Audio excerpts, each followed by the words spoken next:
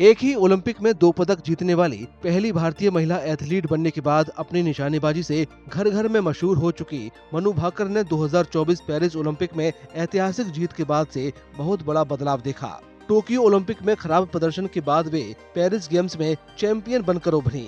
3 साल पहले 2021 Tokyo Olympic games में पिस्टल में आई खराबी ने खेल के सबसे बड़े महाकुंभ में पदक जीतने के उनके सपने को तोड़ दिया था। हालांकि इसी मायूसी को मनु ने अपना हथियार बनाया। 3 साल बाद अपनी काबिलियत के बूते ओलंपिक मुकाबलों के लिए उन्होंने पेरिस के बाहरी इलाके में स्थित शूटिंग रेंज में कदम रखा तो पदक जीतकर ही दम लिया। उन्होंने 2012 लंदन ओलंपिक के बाद से निशानेबाजी में भारत के पदक का सूखा भी खत्म किया। मनु ने व्यक्तिगत 10 मीटर एयर पिस्टल में ऐतिहासिक कांस्य पदक हासिल किया। इसके बाद पूरे देश की निगाहें इस खेल पर टिक गयीं, जिसमें भारत के रिकॉर्ड 21 निशानेबाजों ने हिस्सा लिया था। So first competition was quite neck to neck. The qualifications were great for me. The finals, however, was like very neck on neck fight. I missed the silver by 0.1 mark. But I'm grateful that I got the bronze medal for our country, and it was a huge confidence booster for me, because I realized at that moment that I'll always be called as, Olympic bronze medalist from India. So that will be like my identity from now on. Like, people would know me like that. So I'm grateful for that, and I realize that all the hard work that we have put, not just me but my entire team, has reaped its fruit. So we all can see that. Manu ने न सिर्फ Olympic के व्यक्तिगत मुकाबले में भारत का परचम लहराया, बल्कि 10 metre air pistol mixed team event में सरबजोत सिंह के साथ मिलकर कांस्य पदक जीता।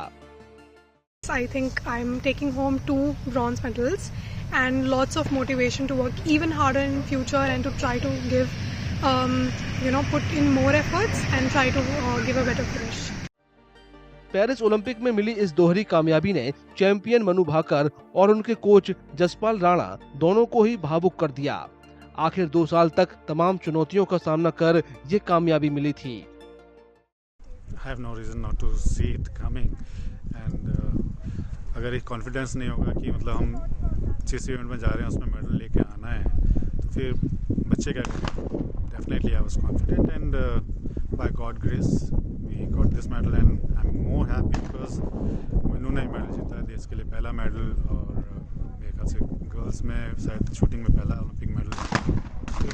History is made, and I am really proud of her, and I am really happy. Manu Bhaker को ओलंपिक में उनके शानदार प्रदर्शन के लिए इंडियन ऑफ द ईयर 2024 पुरस्कार के लिए नामांकित किया गया। इंस्टाग्राम पर उनके फॉलोवरों की संख्या हजारों से बढ़कर अब लाखों में पहुंच चुकी है। Honestly, I was overwhelmed क्योंकि बहुत सारे लोग आए थे, और हालांकि बारिश भी हो रही थी, और उसके बाद भी इतने सारे लोग एयरपोर्ट पे आए, अंदर भी और बाहर भी बहुत सारे लोग आए। तो मुझे बहुत ही अच्छा लगा कि इतने सारे लोग आए और मुझे इतना प्यार दे रहे हैं और सपोर्ट कर रहे हैं। तो रिसेप्शन तो बेहद अच्छा रहा, एयरपोर्ट पे भी और यहाँ होटल में भी। तो I think the Leela Palace, उनका भी रिसेप्शन काफ़ी अच्छा लगा मुझे। So I am really grateful, thank you so much. 2024 में अपनी बेहतरीन कामयाबी के साथ मनु भाकर ने न सिर्फ भारतीय खेल इतिहास में अपनी खास जगह बना ली है, बल्कि एथलीटों की भावी पीढ़ियों के लिए भी शानदार मिसाल पेश की है।